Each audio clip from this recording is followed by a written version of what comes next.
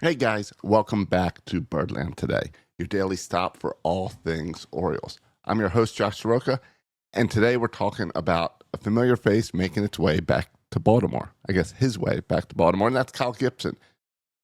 The veteran we all know, the right-hander, is returning to O's on a one-year deal, and I think there's a lot to unpack here, and that's what I want to talk about today. But first, I want to tell you to go over to Birdland today. Sign up for the newsletter. Follow Birdland Sports on Facebook, Twitter, YouTube, and follow me on TikTok at Josh Soroka 336.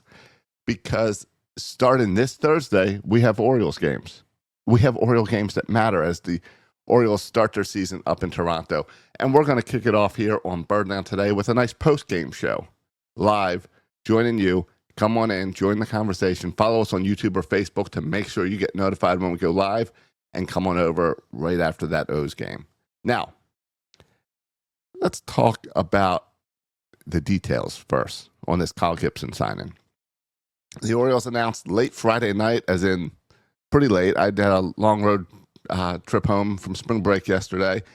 So surprised to see this notification late on my phone that the Orioles signed Kyle Gibson to a one-year major league contract deal worth $5.25 million, with another $1.5 million available in performance-based bonuses. Now, the timing here is what's key because we are a week away from opening day, less than a week away from opening day. So this signals something important. And the question is, what is the signal? And it's clearly a direct response to the Orioles' current pitching situation. I don't think it was based on Albert Suarez getting banged up in yesterday's spring training game. It would be too soon. But we've got injuries you got to look at. And Grayson Rodriguez did throw a little yesterday. No reports out about how that went, but to then make this signing right after. So it's pretty clear that he's going to be starting the season on the injured list with elbow inflammation. Kyle Bradish and Tyler Wells are both recovering from major surgeries, which is Tommy John and then a UCL repair. And that's a lot of starting pitching sideline. If we went back and all healthy, you told me our rotation is Grayson Rodriguez, Kyle Bradish, Tyler Wells, and then you throw in Kramer and I don't care, Povich. I'd be excited. These three guys that we have on the IL, they are big time starting pitchers and guys that were expected to make an impact for the Orioles. Now, I think all three of them still will make an impact this year.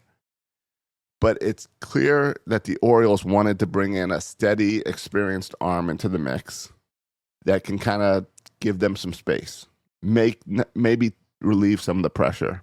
And that's what you get from Kyle Gibson.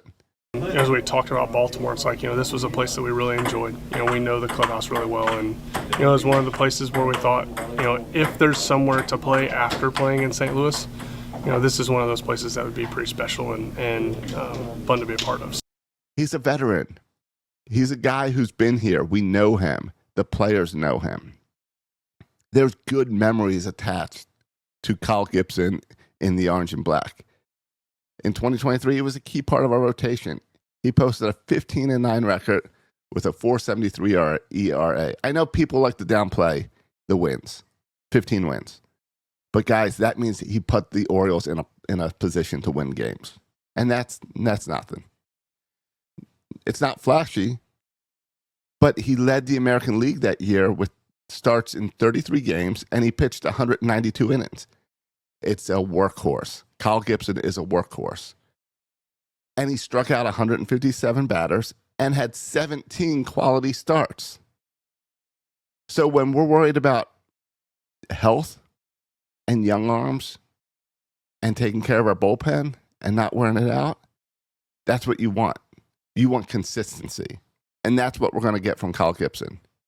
They asked Brendan Hyde about it yesterday, and he was vocal. He was excited. He said Gibson's amazing. He's an unbelievable leader. Hyde said that Gibson took the ball every 5 days and kept the team in games, and he brought a calm and steady presence to the clubhouse.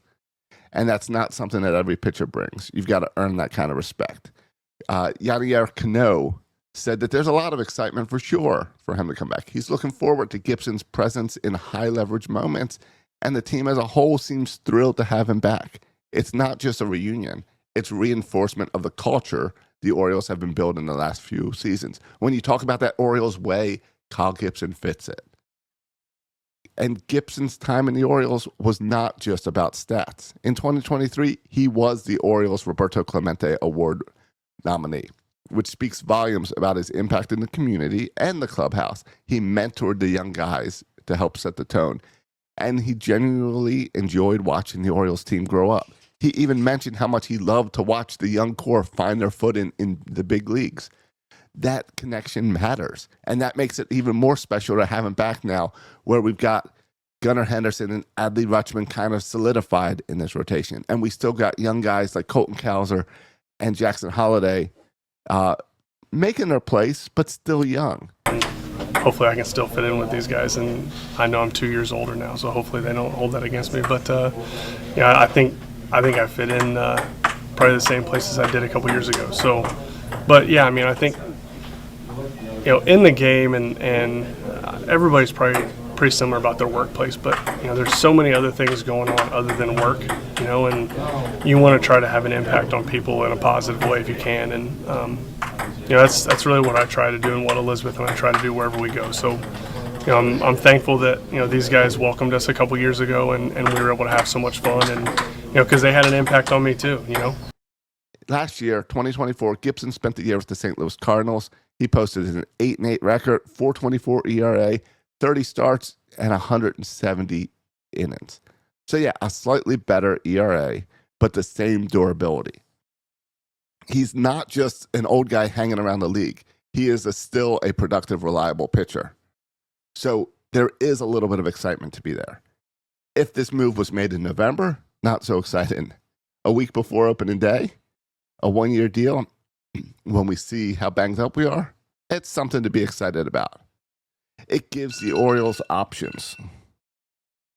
With Gibson and Charlie Morton in the mix, the O's now have two guys with a ton of experience, and that's important for this young team. It's also two guys that can go deep into games and can rely on week to week rotation. Whenever it's their turn in the rotation, they're going to step up and they're going to handle this. And I think the fact that Gibson isn't coming into unfamiliar territory helps as well. He knows Camden Yards. He knows the clubhouse. He knows the coaching staff. Yeah, that wall's moved back and forth and back and forth and back and forth. But he still knows Camden Yards. He knows the city of Baltimore. That familiarity will help him settle and contribute quickly once he's fully ramped up. I do think it might take a little time till he's ramped up. I think we might not see him till week 2 or 3 of the season, but that's okay. Now, as fans, we should be pumped. If you head on over to Reddit or social media, you'll see people are calling him a great locker room guy, a mentor, someone who can eat innings when you need them the most. You heard that. I just made compliments about posts on Reddit. You'll never hear that from me. I think Reddit is some of the worst posters across all of social media. But over there, they're also positive about Kyle Gibson. So in this season that's kind of starting with uncertainty around the rotation, bringing Kyle Gibson back, it really does feel like the perfect move and the perfect time. I mean, I would have liked to see it 2-3 weeks ago so he was ready for the first week of baseball, but it's all right. He's reliable, he's respected, and he's ready to help this team. All right, that's it for today's episode of Birdland Today. Make sure you subscribe over at birdlandtoday.com. Make sure you sign up for the newsletter. Get your podcast, write and review. Get ready. Baseball's coming in less than a week. We're going to have those post-game show rolling, so make sure you're following us on YouTube, Facebook, and everywhere else. And the newsletter's returning. I took a week off. It's returning this week. Until next time, I'm Josh Soroka. Let's go O's. It's baseball season.